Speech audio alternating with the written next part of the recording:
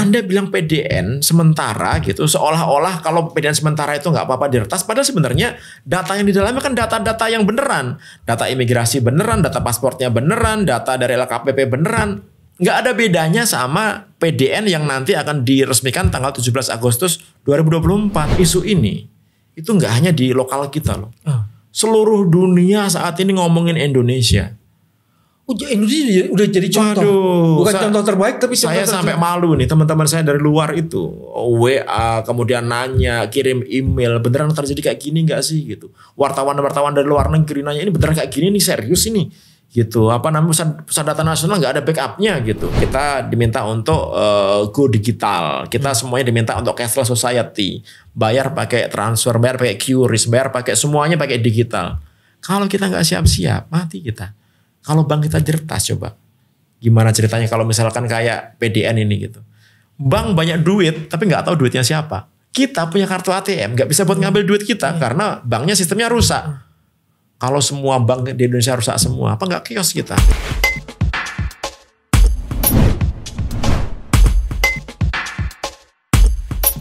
Bismillahirrahmanirrahim. Assalamualaikum warahmatullahi wabarakatuh. Teman-teman, jumpa lagi di channel ini, channel yang ingin terus-menerus menghidupkan kewarasan. Alhamdulillah sudah ada penggawa kewarasannya, yaitu Mas Pratama. Nama lengkap siapa Mas? Pratama Persada. Persada. Keren banget namanya ya. Ya lumayan lah. Ada maksudnya nggak tuh nama itu? Harusnya jadi ini ya. Pertama kan utama ya. Utama. Persada itu kan nusa dan bangsa ya gitu. Semoga jadi yang sangat utama. Nasionalistik banget. Amin. Makanya tepat dengan tema kita masih mengulik lagi soal PDN. Ya.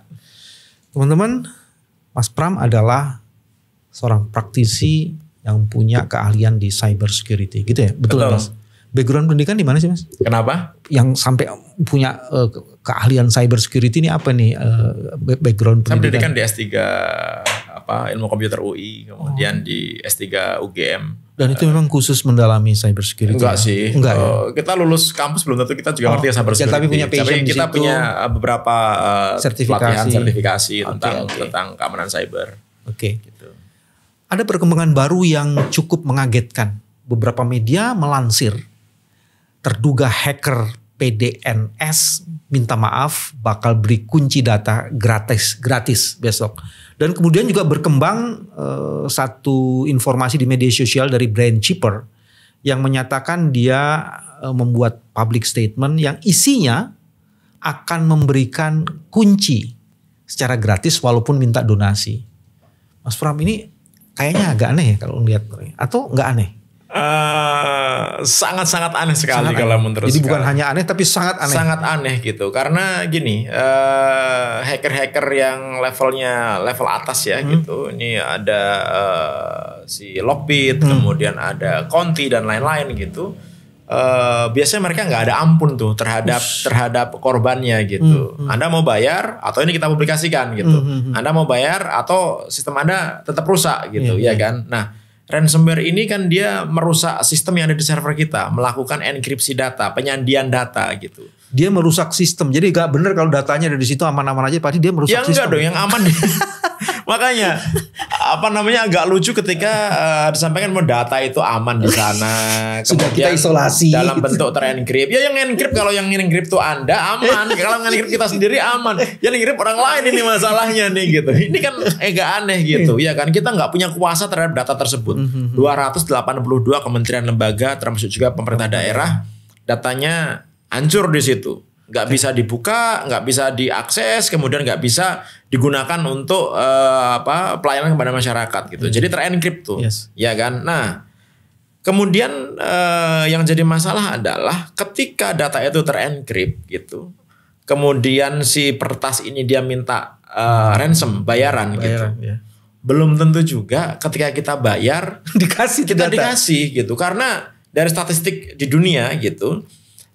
Korban ransom yang dia membayar untuk mendapatkan key-nya itu keberhasilannya hanya sekitar 46%. Oh, gitu. Jadi 54%-nya itu nggak dikasihin, malah diperas. Ngasih 8 juta nih, kurang dong tambah 5 juta lagi gitu. Karena nggak ada jaminan sama sekali ketika kita memberikan uang, ngirim uang ke mereka, kemudian mereka ngasih key-nya. Apalagi ketika kita ngirimnya ke dompet kripto, ya kan? Kita nggak bisa nih ngeceknya nih pakai Bitcoin, pakai Ethereum atau pakai apapun lah itu gitu. Kita nggak bisa ngeceknya gitu. Apakah itu benar-benar si hackernya gitu, atau memang itu adalah orang yang dia menyewa ransom dari si hacker? Karena gini, Pak Bambang, untuk menjadi hacker saat ini nggak perlu belajar hacker, nggak perlu belajar jaringan, nggak perlu belajar peretasan. Kita ini bisa sewa. Sewa, dan pembagian keuntungannya nggak main-main, 70%, 30%. Untuk penyewa 70%, untuk yang menyewakan yang punya malware-nya itu, yang punya ransomnya 30%.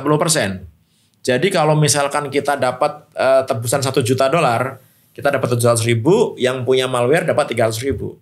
Namanya ransomware as a service gitu. Sehingga orang-orang ini sekarang banyak nih yang punya akses kepada sistem di perusahaannya atau di kantornya, mereka kecewa gitu. Mereka bisa tuh sewa kontak ke geng ransomware ini, kemudian dia bilang, saya punya target nih di kantor saya sendiri nih, bisa nggak kita kerjasama gitu. Itu bisa. Dan ini banyak sekali. Oleh karena itu kenapa musuhnya sekarang itu bukan hanya hacker, tapi juga kriminal-kriminal gitu yang mereka punya akses, mereka bisa bekerjasama dengan para hacker ini untuk menyerang kita gitu. Jadi double-double istilahnya ini ordal juga bisa bermain. Iya, ordal pun bisa main gitu. Kan kemarin sempat ramai juga tuh ada karyawan perusahaan yang karena dia kesel sama bosnya dihapus semua isi servernya, rugi sampai puluhan miliar gitu. Ya itu memang bahaya. Ini anehnya di mana nih brand cheaper nih? Nah, sepanjang sejarahnya gitu, Lockbit itu dia bukan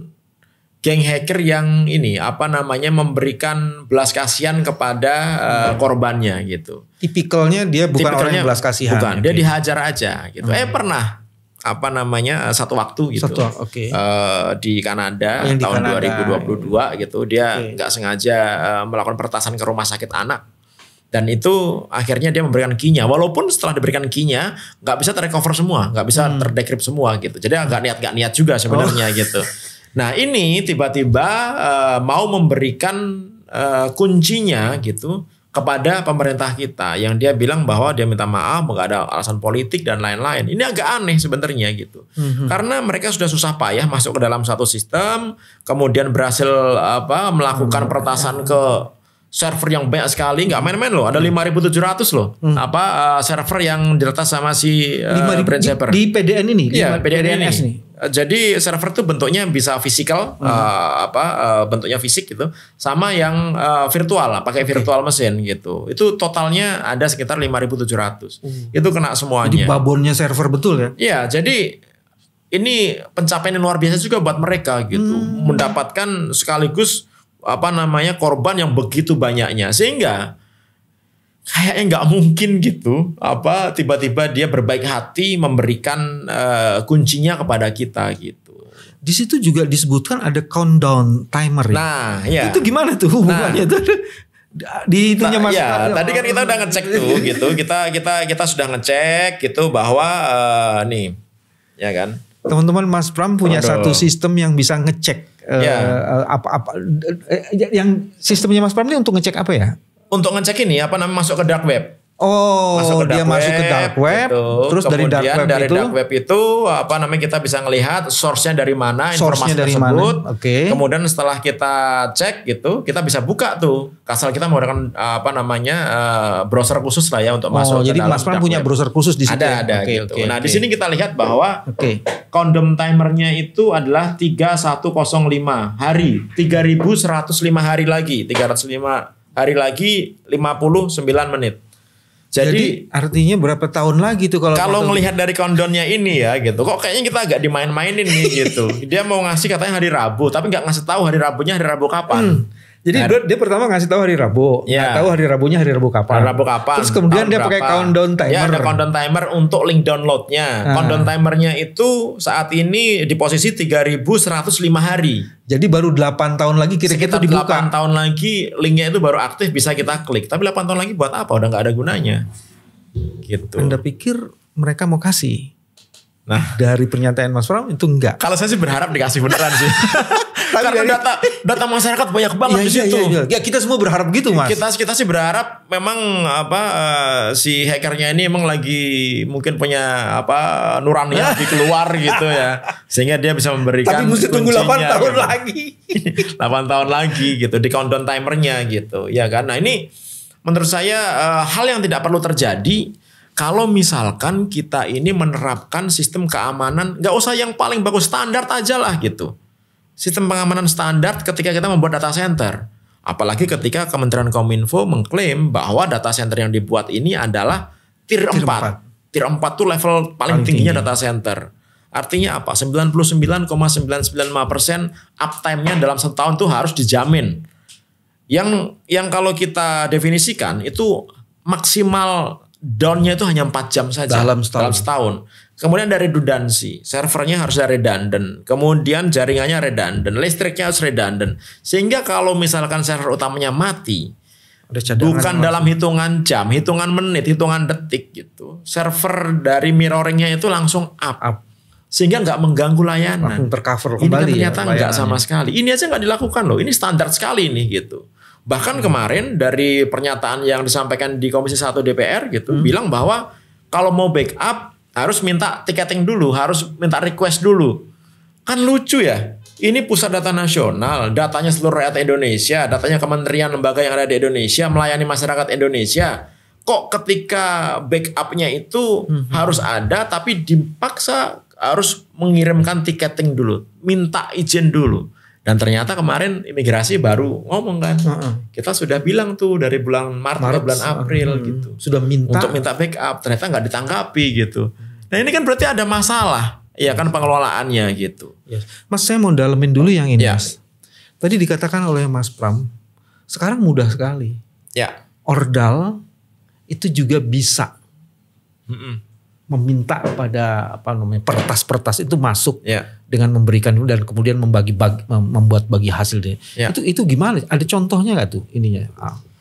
Banyak sekali kasus-kasus yang disebabkan oleh orang dalam sebenarnya. Bisa kita browsing lah gitu. Ada pegawai yang kecewa, ada orang yang tidak suka sama bosnya gitu. Banyak sekali kasus itu. Sehingga sebenarnya kalau dari statistik, peretasan yang diakibatkan karena insider threat kita ngomongnya gitu, ancaman dari dalam gitu ya, orang dalam gitu, itu kemungkinan keberhasilannya tuh 70% lebih mudah gitu. Karena dia ada di dalam, ada di jaringan dalam, dia tahu sistemnya gitu, sehingga dampak kerusakannya itu juga pasti akan lebih dahsyat karena dia bisa masuk dari dalam gitu. Kan dia bisa bekerja sama. Ya kan, kalau hacker dari luar kan dia harus ngecek dulu nih, ada firewallnya, dia harus nge-bypass dulu, ya kan, ada servernya, mana nih servernya dicari dulu, ntar ada namanya web application firewallnya harus di-bypass dulu gitu, panjang urusannya. Kalau dari dalam nggak, tusuk aja, langsung bisa gitu.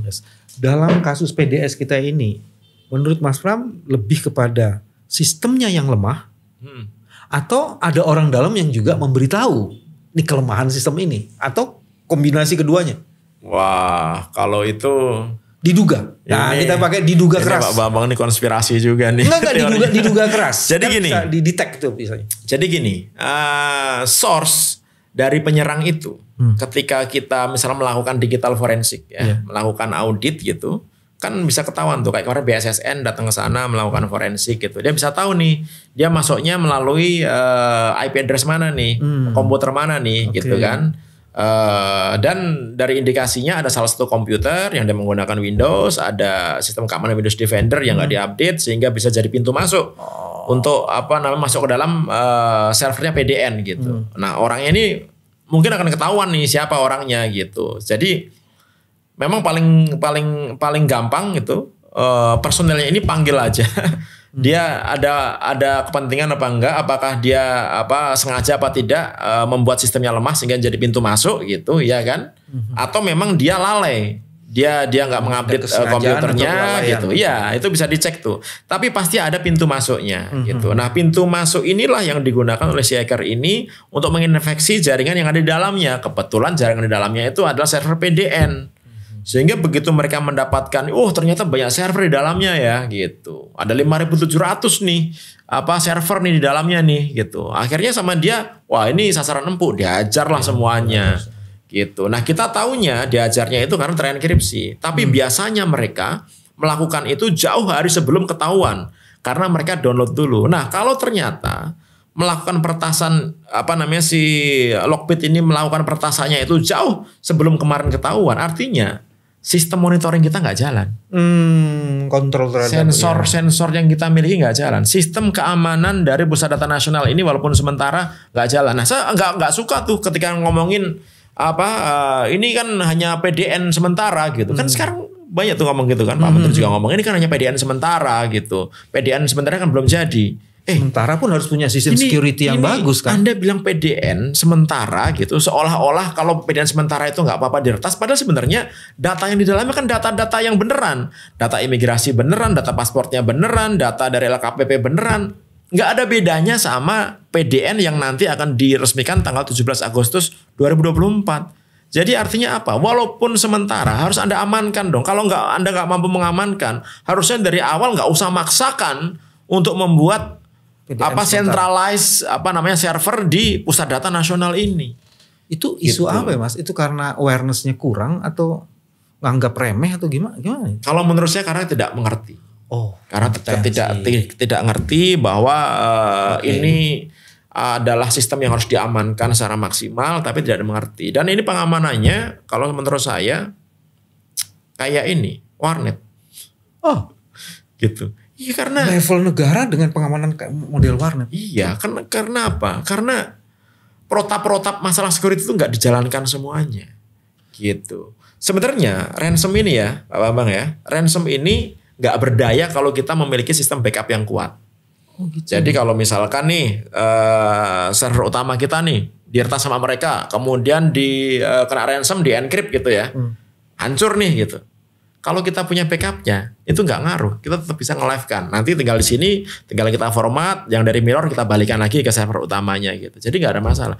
Ini tidak dilakukan gitu, ya kan? Nah kemarin lucu lagi tuh ketika Pak Menko Polhukam konferensi pers bilang bahwa ya jadi pintu masuknya itu adalah karena ada personil yang dia passwordnya lemah gitu, passwordnya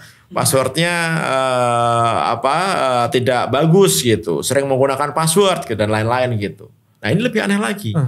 Anehnya pengelola Pusat Data Nasional itu kan harusnya orang-orang pinter nih. Telkom itu kan kurang hebat apa coba? Lintas Arta kurang hebat apa? Kominfo kurang hebat apa? Kalau ternyata pernyataannya Menko Polhukam itu benar gara-gara password yang lemah bisa di-crack, artinya apa? Berarti ini anak SD aja sekarang itu mereka udah tahu cara bikin password yang kuat, yang benar gitu, ya kan? Ini kan levelnya tahu. Ini kan levelnya jadi PAUD ini gitu.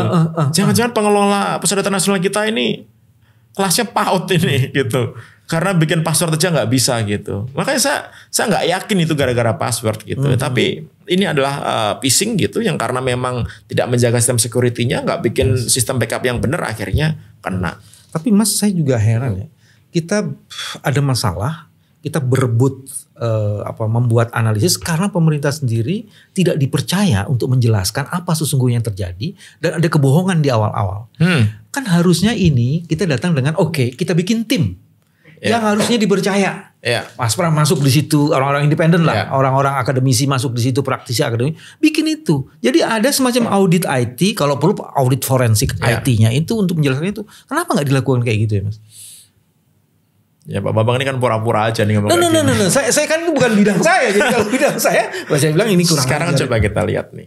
Dari mulai dulu Istana Negara diretas, ada 600.000 surat kepresiden yang bocor. Kemudian ada BPJS Kesehatan. Kemudian ada Dukcapil, ada Kejaksaan, ada Polri, ada KPU, ya kan? Terakhir Bais. Ada Bais TNI gitu. Sebut semuanya lah gitu. Ada nggak lanjutannya sampai sekarang? Gak ada lanjutannya. Jangan lupa disebut KPU. KPU. Kita udah ngomong Mas justru KPU ini jelek. Terus saya bilang sama teman-teman, terus kalau ini apa, kalau KPU jelek ini apa namanya, saya bilang. Tapi ini lebih parah dari KPU. Ini jauh lebih parah nih gitu. Mohon maaf KPU, mohon maaf. Ini kan artinya apa? Artinya kita ini nggak belajar gitu. Dan kemarin kalau sebenarnya imigrasi ini nggak komplain gitu, kebetulan ada di satu TV gitu, itu pas hari ketiga itu mungkin imigrasi juga sudah karena dia dapat gitu. tekanan terus kan, dapat tekanan. Bayangkan itu, Pak Bambang, itu petugas imigrasi di seluruh bandara kita. 5 itu jam. nulis pakai bolpen, ditulis pakai manual, kasihan nggak? Gara-gara sistemnya rusak, sistemnya mati gitu. Bayangkan, ya dia dikomplain banyak orang lah, ngantri saya berjam-jam 5 ya jam kan. itu orang harus datang. Nah, Masya Allah. kalau itu nggak ada, nggak akan ketahuan. Akan sama kasusnya kayak kasus-kasus kebocoran peretasan yang lain. Ini kebetulan langsung berhubungan dengan masyarakat gitu. Orang mau daftar halal nggak bisa, orang mau lelang barang dan jasa nggak bisa, LKPP-nya kena gitu kan. Sekarang ini KIP juga bermasalah. Harusnya orang bisa dapat beasiswa, bisa potensi nggak dapat beasiswa gitu kan. Ini kan hajat hidup orang banyak. Ini masyarakat kita yang harus Anda lindungi ternyata jadi sengsara gara-gara Anda. Ini kan kayak gitu nih jadi masalah, ya kan? Nah, oleh karena itu sebenarnya ini gitu dari awal saya nggak tahu ya mau dumputin apa enggak gitu. Dari awal emang nggak ada niat untuk publikasi gitu. Cuma karena sudah terlanjur ngomong, kemudian pada saat itu Pak Dirjen Imigrasi bilang, iya ini kena ransom gitu. Karena dari awal sejak 6 jam peretasan saya berpikir ini nggak mungkin masalah teknis. Kita bikin rilis tuh 12 jam kemudian. Oh, di organisasi Mas Pram dibikin rilis. Saya di media boleh dicek gitu. Oke. Hari pertama itu saya udah bilang ini nggak mungkin gara-gara masalah teknis, kendala teknis listrik mati atau ada kendala servernya rusak dan lain, nggak mungkin gitu. Karena polanya itu kita udah tahu di lembaga riset kita udah tahu ini pasti kena ransom gitu. Cuma kan pemerintah nggak ngakui. Nggak mau ngomong gitu. Setelah hari ketiga sudah suffering sekali itu imigrasi akhirnya bilang, mungkin habis rapat ya Pak Dirjen Imigrasi, habis rapat dengan Kominfo, habis rapat dengan BSSN, akhirnya bilang iya kok kena ransom gitu. Saat itu lo bilang tuh bener kena ransom kan. Besoknya baru konferensi pers tuh. Nah, yang saya nggak habis pikir kenapa kok Pak Kepala BSSN itu mimpin konferensi pers gitu. Nah ini jadi masalah. Ya Kominfo dong. Kan pengelola PDN ini kan Kominfo, harusnya Menteri Kominfo dong. Gitu. Wali penanggung jawab. Iya dong, sebagai pengendali data itu Kominfo, pemroses datanya adalah Telkom gitu. Jadi harus Kominfo. Jadi sebelum itu udah rapat tuh. Cuma waktu konferensi pers katanya Pak Kominfo ada kegiatan lain. Sehingga akhirnya di situ yang paling tinggi levelnya adalah Pak Kepala BSSN ngomong. Nah, itulah sebenarnya orang yang nggak salah jadi disalahkan. Kasihan juga nih BSSN ini saya bilang. Kenapa? Karena dia sekarang tinggal nyuci piringnya saja. Karena ternyata desain dari Pusat Data Nasional ini, desain PDN ini ya, yang harusnya kita berpikir masalah security, keamanan gitu. Yang kalau kita lihat fungsi dari pengamanan cyber Indonesia ini diberikan kepada Badan Siber dan Sandi Negara. Ternyata tidak dilibatkan. Jadi badan BSSN tidak dilibatkan, tapi begitu konferensi pers dia harus tanggung jawab membuat pernyataan. Makanya saya bilang. Tapi di titik lainnya, Mas, Kominfo itu kementeriannya ini menganggap bahwa ini dia bukan masalah besar sehingga dia bisa nyerahin pada orang lain. Maksudnya kan core bisnisnya dia. Dan ini. Lihat ya pada saat konferensi pers ada yang masih ketawa-tawa, senyum-senyum, mainan handphone gitu. Saya nggak habis pikir nih empatinya gitu. Pejabat pemerintah kita ketika terjadi insiden seperti ini, krisis seperti ini, masih melakukan seperti itu gitu kan, harusnya nggak layak lah ya melakukan kayak gitu. Ini yang jadi korban nih rakyat loh, masyarakat loh gitu, ya kan? Masa iya Anda suruh mereka ngantri imigrasi, suruh datang 4 jam sebelumnya, kan nggak semua orang Indonesia nggak punya kerjaan, ya kan? Yang harusnya dia punya kerjaan terpaksa gara-gara sistem terganggu, dia harus meluangkan waktunya 4 jam sebelumnya, 5 jam sebelumnya untuk datang. Itu kan Anda mengganggu hak asasi masyarakat kita gitu. Kereta api terganggu juga nggak ya? Belum ada laporan. Ada laporan. Nah ini juga nih transparansi ini yang menurut saya nggak terbuka ini. Kan harusnya dibuka tuh mana kementerian mana yang terdampak. Itu maksud saya. Kemudian mana pemerintah daerah terdampak. Ini kan semuanya melayani kepada masyarakat.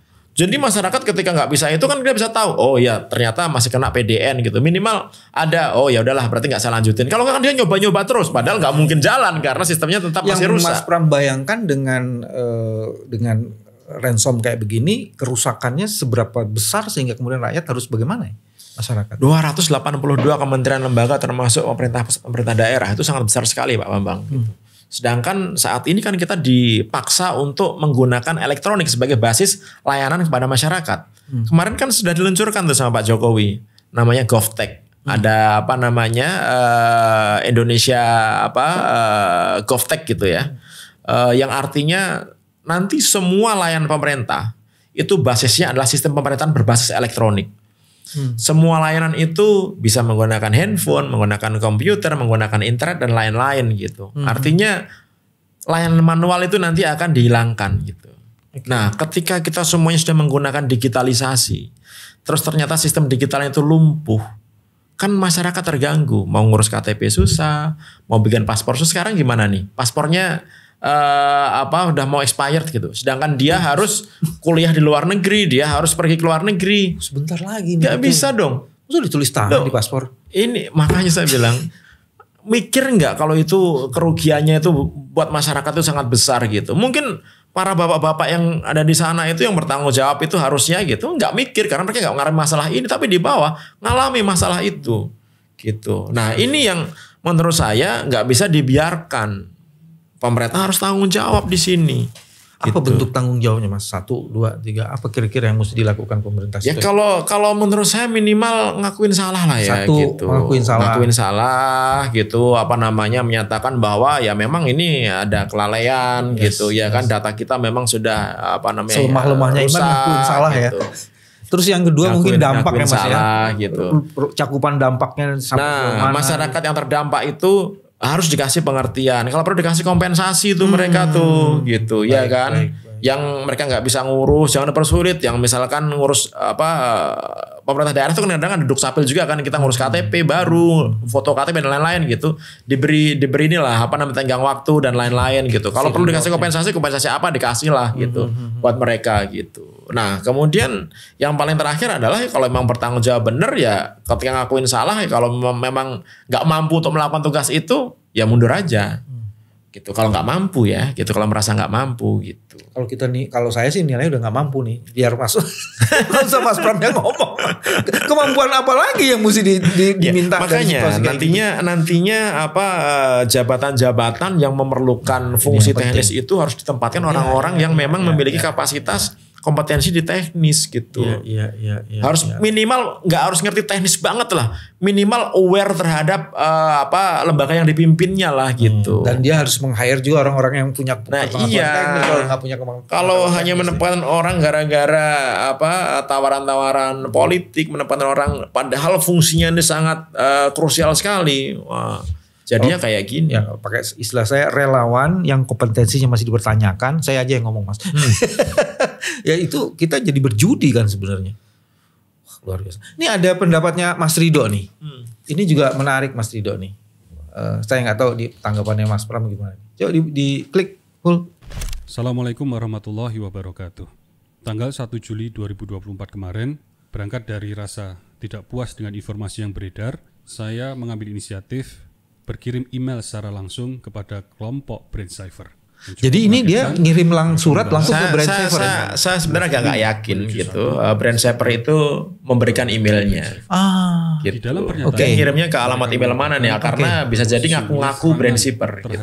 Orang yang mengaku Brand Cypher ya. Brand Cypher, ngaku lobby dan lain-lain. Untuk menguji keamanan dari BDN dan mereka berharap imbalan. Mereka juga meminta maaf kepada seluruh rakyat Indonesia. Kalau yang ini tadi kita sama tadi kita mempertanyakan ini kita bahas lah. Memang mereka akan agak aneh gitu. Untuk membuka data-data yang telah mereka. Mas Ridho belum ngomong soal yang tadi tuh, yang baru 8 tahun lagi mau dibukanya. Bagian akhir pernyataan tersebut bahwa mereka menerima donasi melalui kripto. Menurut saya pesan ini sangat bertolak belakang. Nah ini kita juga sama ini pendapatnya nih. Yang pernah mereka sampaikan pada target-target serangan sebelum ini, bahwa intinya mereka meminta tebusan. Mengapa sekarang tiba-tiba mereka malah berbalik ingin memberikan kunci secara gratis, melupakan tebusan 8 juta dolar Amerika, dan juga bahkan mempersilahkan donasi? Ini terlalu aneh. Ya kenapa dia harus minta donasi gitu? Kalau ngasih aja, ngapain udah ngarepin donasi gitu kan? Mesti ngarep duit berarti. Ini sesungguhnya telah menerima tebusan atau bayaran. Ini analisisnya Mas Ridho nih. Dengan syarat mereka mengumumkan kepada publik bahwa mereka akan memberikan kunci secara gratis. Nah, bisa juga udah dibayar gitu ya sama dia, ya udahlah nggak apa-apalah gitu. Yang penting saya dapat duitnya gitu, bisa aja. Atau memang tidak bisa dibuka dengan kunci yang akan mereka berikan tersebut. Jika kemungkinan pertama dan kedua tadi benar, maka ini mengkonfirmasi bahwa serangan yang dilakukan oleh Prince Cypher kemarin adalah sebuah pesanan oleh kelompok tertentu yang menargetkan data-data penting yang itu berbahaya bagi ini konspirasi nih. Stop di situ. Ini. Gimana pendapatnya Mas Pram? Ya ini konspirasi kalau ini gitu. Jadi Mas Rido udah ngembangkan teori konspirasi ya. Iya. Jadi ketika kita berpikir bahwa tadi sebenarnya yang awal-awal itu ketika dibilang bahwa jangan-jangan sudah dibayar, itu ada kemungkinan sebenarnya gitu, ya kan? Iya. Yang penting mereka sudah dapat duit gitu. Tapi dengan syarat requestnya nanti harus diumumkan ya gitu. Itu mungkin juga, mungkin bayar diam-diam gitu ya gitu. Supaya nggak malu, bayar diam-diam gitu. 130 miliar murah lah gitu dibandingkan dengan biaya maintenance 700 miliar kan gitu. 700 miliar itu untuk sewa loh Mas, bukan maintenance. Pemeliharaan, Sri Mulyani bilang untuk pemeliharaan kan gitu. Okay. Jadi masih mulai dibandingkan juga dengan nanti ada aspek hukum ya kan, malu dan lain-lain, 130 murah lah gitu ya. Untuk hitungan beliau-beliaunya itu ya gitu. Jadi bisa jadi juga gitu. Walaupun kita selalu bilang bayar itu bukan option gitu. Karena tadi saya bilang 46% aja yang dikasih key-nya. Belum tentu kita waktu bayar itu kita diberikan kuncinya gitu. Tapi kalau menemukan orang yang tepat ya mungkin ya gitu. Diberikan kuncinya benar ya bisa jadi juga. Tapi itu harus kita konfirmasi tuh. Apakah Telkom mau bayar gitu. Apakah Kominfo memutuskan untuk bayar gitu. Nanti kan ada uangnya, pertanggungjawabannya tuh. Iya. Ketika audit keuangan, ya kan? Iya. Masa 131 miliar tiba-tiba bisa hilang gitu aja. Masa ada duit pribadi mau bayar? Emang ada yang mau kayak gitu ya waktu Bapak di KPK? Ada Mas. Oh gitu ya? Konsorsium 303 kan? Konsorsium judi bagaimana tuh? Oh iya, bayar 100. Ya ada duit gelap yang untuk operasional. Iya, gak ada pertanggungjawaban kalau itu ya. Kalau itu diaudit gak kelihatan kalau itu. Gak mungkin diaudit ya gitu. Gak kelihatan gitu. Tapi sebenarnya itu mungkin dilakukan gitu. Walaupun itu perlu dikonfirmasi ya gitu. Nah kemudian yang tadi bilang bahwa ini pesanan, saya pikir grup hacker sekelas Lockbit ini gitu, gak mungkin dia bisa diajak berkomunikasi menggunakan email gitu. Kenapa nggak bisa digunakan email? Karena email itu bisa di tracking. Oke. Gitu. Oleh karena itu kenapa dia pasti komunikasi menggunakan dark web yang tadi saya perlihatkan itu. Pasti menggunakan dark web dia. Supaya apa? Nggak bisa di tracing. Jadi aparat penegak hukum, intelijen itu nggak bisa tracing. Kalau pakai email itu bisa di tracing karena di headernya itu bisa kita lihat tuh IP address-nya berapa, dari mana, negara mana, itu bisa kita track. Nah, kenapa saya bilang agak nggak mungkin menggunakan email? Amerika sampai saat ini mereka itu masih membuka sayembara akan ngasih hadiah 10 juta US dollar. Kayaknya dulu pernah kita bahas di podcast kita tuh. Akan ngasih hadiah 10 juta dolar gitu kepada siapapun yang bisa ngasih informasi terhadap geng ransomware namanya Conti. Conti itu mirip dengan Lockbit ini 11-12 gitu. Yang mereka berhasil melakukan peretasan ke 400 kementerian lembaga dan perusahaan besar di Amerika.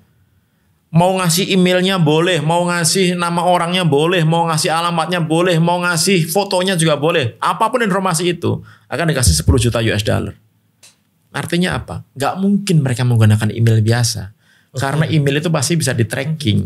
Ya kan? Walaupun Ordal bisa berkomunikasi dengan dia tapi tidak menggunakan email. Gak menggunakan email. Paling banternya mereka paling menggunakan Telegram paling ya. Gitu. Kalau yang hacker-hacker biasa jual beli data bisa pakai Telegram biasanya gitu. Kalau kelasnya si Lockbit, dia ngasih link komunikasi khusus yang itu kita harus masuk menggunakan Tor browser yang tadi itu, kemudian dia harus menggunakan VPN, kemudian dia harus masuk ke dalam dark webnya si Lockbit itu, baru di sana dia bisa berkomunikasi. Dan berkomunikasinya itu nggak bisa real time. Dia akan ngirim message dulu gitu, kemudian tunggu balasannya. Jadi kalau yang dia kirim ini adalah email gitu. Wah ini tinggal ditangkap aja nih, gampang nih gitu. Kalau misalkan tadi Mas Rido ini bisa tahu emailnya beneran gitu, bisa tinggal datengin aja, di tracing gitu. Kita cari IP addressnya mana. Kalaupun dia pakai proxy, kita bisa pakai Interpol gitu. Proxy mana nih? Proxy misalnya Filipina atau proxy Thailand gitu. Kita bisa pakai Interpol, minta tolong mereka source aslinya di mana. Itu bisa kita kejar gitu. Tapi kayaknya nggak mungkin kalau kelasnya ini sekelas Lockbit gitu, ya kan? Sehingga kalau menurut saya gitu, apa yang disampaikan di media gitu, tadi yang saya cek, memang terlihat bahwa di headernya ada nama brand shipper. Tapi Apakah benar? saya belum bisa memverifikasi gitu bahwa ini benar-benar grupnya Lockbit gitu dan turunannya menggunakan brand shipper ini yang membuat pernyataan ini gitu. Jadi memang paling bagus kita tunggu besok gitu. Karena kalau misalkan ini ya logika berpikirnya nih gitu. Kalau mereka mau ngasih gratis gitu. Kenapa kok dia masih mengharapkan ada donasi? Baik. Kenapa kok dia mau ngasih dompet kriptonya dia gitu untuk donasi gitu. Yang kedua, kalau Anda mau ngasih link, kenapa harus nunggu hari Rabu? Apa tujuannya? Padahal Anda bilang mau ngasih free gratis. Kalau ngasih gratis kasih aja sekarang. Yang ketiga, kalau misalkan Anda beneran mau ngasih besok, kenapa ngasih countdown timernya itu, hitung mundurnya itu sampai 3.105 hari. Yang mana kalau kita konversi jadi 8 tahun. Baru linknya itu aktif gitu. Kenapa harus ada countdown timernya? Kalau Anda mau ngasih kasih aja. Gak usah minta donasi, gak minta apa-apa. Kalau kasih aja gitu. Nah, keanehan-keanehan ini yang membuat sebenarnya agak ragu kita. Ini beneran apa enggak gitu. Atau jangan-jangan untuk membodohi kita, ngetawain kita. Tambah bodoh kelihatannya gitu. kita nih. Begitu besok nggak dikasih gitu, dia tinggal gitu kan gitu. Emang enak gue kerjain, takutnya digituin kurang kita ajar, kan, gitu. Betul. Emang kurang ajar ini hacker nih. Nah masalahnya hukum di negara kita untuk masalah hacker ini udah selesai. Kalau hackernya ketangkep, kita punya undang-undang ITE pasal 30 ayat 1, 2, dan 3, kita bisa ngenain hukuman 8 tahun penjara, denda sampai 800 juta rupiah. Kalau hackernya ketangkep. Gitu. 8 juta rupiah padahal bayarannya tadi 800 juta 130 M. Kalau ketangkep, cuma kan susah ngejar hacker. Oleh karena itu kenapa cara paling baik itu kita melakukan defense, kita melakukan pertahanan, kita membuat sistem keamanan yang bagus. Kita bikin yang tadi tuh, bikin backup yang bagus, tata kelola yang bagus, ya kan, sistem koneksi yang bagus gitu. Plus juga melakukan enkripsi data, datanya di enkripsi. Jadi kalau si Lockbit ini berhasil mencuri data, nggak guna itu datanya, karena datanya dalam bentuk encrypted. Nah itu baru benar-benar diklaim aman tuh data kita, karena yang encrypt kita sendiri. Baru tier 4 tuh. Baru tier 4 gitu. Nah itu yang harusnya dilakukan. Kemudian ada pertanyaan, apakah mahal? Ya enggak dong. Anda kalau mau enkripsi minta ke BSSN gratis kok. Masalah security, Anda ngundang BSSN pernah nggak ngasih duit? Nggak ada, nggak minta duit mereka. Walaupun mereka nggak punya duit ya gitu. Mereka nggak minta duit gitu.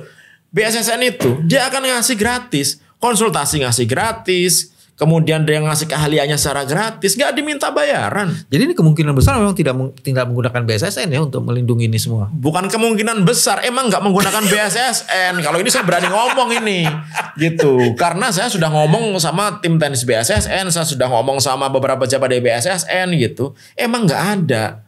Mas, ujungnya nih dramanya mau di mana nih Mas? Ujungnya nih. Kalau ini kayaknya kelasnya Pak Bambang tuh untuk ngomong tuh gitu. Tapi ini menunjukkan sebenarnya gitu kita ini begitu lemahnya gitu. Dan isu ini itu nggak hanya di lokal kita loh. Seluruh dunia saat ini ngomongin Indonesia. Indonesia udah jadi contoh. Bukan contoh terbaik tapi saya sampai malu nih teman-teman saya dari luar itu WA kemudian nanya, kirim email, beneran terjadi kayak gini nggak sih gitu. Wartawan dari luar negeri nanya, ini beneran kayak gini nih, serius ini gitu. Pusat data nasional nggak ada backupnya gitu. Bener-bener gitu. Jadi kita jawab itu agak malu, kita jawabnya itu gitu. Aduh, di negara kita tapi ada jawaban gini kan, gitu. Bukan hanya Indonesia kok, Amerika juga dihack. Ada salah satu pejabat ngomong kayak gitu, terus ada kayak saya gitu. bilang nih orang sakit kali ya. Iya, tapi kan masalahnya mitigasinya beda. Iya, mereka juga diretas, tapi datanya aman.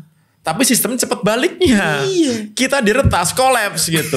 Nah ini kita baru PDN yang diretas nih. Ya infrastruktur pemerintahan. Padahal mereka itu ngincernya. Itu bukan hanya pemerintahan. Pemerintahan itu hanya salah satu sektor dari critical infrastructure. Targetnya mereka itu ada banyak. Selain pemerintahan, misalnya apa? Keuangan, sektor keuangan. Perbankan, jasa ya kan, peer-to-peer lending, kemudian asuransi, itu juga target mereka. Apalagi transportasi, ada bandara, kereta api. Sekarang semuanya kan sudah basisnya digital. Bayangkan kalau misalkan Angkasa Pura itu diretas gitu, atau sekarang yang ngurusin air traffic control itu security bandara itu kan ya. Ada ininya BUMN-nya ada lembaganya gitu. Angkasa Pura ya. Angkasa Pura yang ngelola bandaranya. Tapi untuk beberapa sistemnya ada satu institusi lagi tuh gitu. Nah, kalau misalkan air traffic control gitu dihack gitu, kemudian diretas, diambil alih oleh hacker gitu. Itu kan Tuhannya pilot itu kan petugas air traffic control. Dia iya dong. Dia kan nggak peduli siapapun. Asal air traffic control bilang, kamu turun ini 1000 feet gitu. Heading 5 derajat, dia pasti akan ngikut. Kalau itu dikontrol sama hacker, tabrak-tabrakin pesawat itu. Gitu. PLN kita, ini kan PLN sekarang nggak kayak zaman dulu. Zaman dulu kan, mana nih pengaturan daya Jawa Bali, grek gini. Sekarang udah by komputer semuanya. Gitu. Jadi banyak negara-negara itu yang blackout gara-gara diserang hacker. Kita kemarin 6 jam sempat kan? Yang mati mana itu? Di Jakarta mati 6 jam gitu. Itu yang, dari serangan juga. Yang kata PLN gara-gara ada pohon sengon yang tingginya cuma 12 meter, tapi kabelnya 125 meter. Kemudian gara-gara ini ada daunnya kebakar, ini jadi terganggu gitu. Yang menurut saya agak logis karena saat Jakarta blackout itu seminggu sebelumnya itu ada Inggris kena, kemudian Ukraina juga kena, gitu. PLN-nya mereka juga kena, gitu. Jadi ini rentetan sebenarnya. Indonesia bisa blackout nih kalau di situasinya ujungnya kayak gitu ya. Lah kemarin ketika perang Rusia sama Ukraina, emang sebelumnya gimana? Emang langsung tiba-tiba langsung kirim bom gitu? Enggak. Ukraina dihancurkan dulu, banknya dihancurkan dulu semuanya. Kemudian infrastruktur kritisnya listriknya dimatikan sama dia semuanya gitu. Diserang dulu sama hacker. Iya. Estonia tahun 2007 coba negara ini lumpuh total gara-gara serangan hacker. Semua banknya rusak, semua utilities perusahaannya rusak, listrik nggak ada gitu. Pelayan pemerintahnya semuanya hancur gitu gara-gara serangan hacker. Nah, kita ini sekarang kan sudah mulai digitalisasi tuh, ya kan? Kita diminta untuk go digital. Kita semuanya diminta untuk cashless society. Bayar pakai transfer, bayar pakai QRIS, bayar pakai semuanya pakai digital. Kalau kita nggak siap-siap, mati kita. Kalau bank kita diretas coba. Gimana ceritanya kalau misalkan kayak PDN ini gitu. Bank banyak duit, tapi nggak tahu duitnya siapa. Kita punya kartu ATM, nggak bisa buat ngambil duit kita karena banknya sistemnya rusak. Kalau semua bank di Indonesia rusak semua, apa nggak chaos kita? Orang dituntut nggak boleh nyimpen duit cash kan sekarang, harus Untung undang-undang gitu. Uang tunai belum diundangkan. Kalau ternyata uang tunai nggak ada gitu, ya kan, nggak boleh pakai duit cash, nyimpen banyak-banyak gitu, dan taruh di bank semuanya gitu. Ternyata bank nggak kuat, selesai kita. Bank Indonesia aja kemarin diretas, ya kan? Bank Syariah Indonesia diretas, lu Bank Jatim juga diretas, gitu. Artinya kita nggak kuat-kuat amat nih. Jadi kita harus hati-hati ketika kita berbicara mau mendigitalkan semua aspek kehidupan kita. Kita harus hati-hati. Siap belum keamanan cybernya? Siap belum naruh orang-orang di situ? Siap belum pemimpinnya? Gitu. Oleh karena itu, ya semoga nanti presiden berikutnya mengerti gitu dengan adanya hal-hal seperti ini gitu, aware bahwa bisa menempatkan orang-orang yang tepat di tempat yang tepat. Teman-teman, Indonesia blackout kalau kita tidak hati-hati mengelola tantangan ini. Luar biasa sekali ancamannya. Dan para pemimpin bangsa ini harus betul-betul aware terhadap ancaman ini. Dan biasanya serangan dari hacker ini itu penanda akan ada serangan lainnya. Betul. Semoga hati-hati dan ini tidak untuk menakut-nakuti tapi untuk membangun awareness. Ini bukan yang terakhir. Dan ini bukan yang terakhir. Ya. Terima kasih. Semoga kewarasan kita terjaga.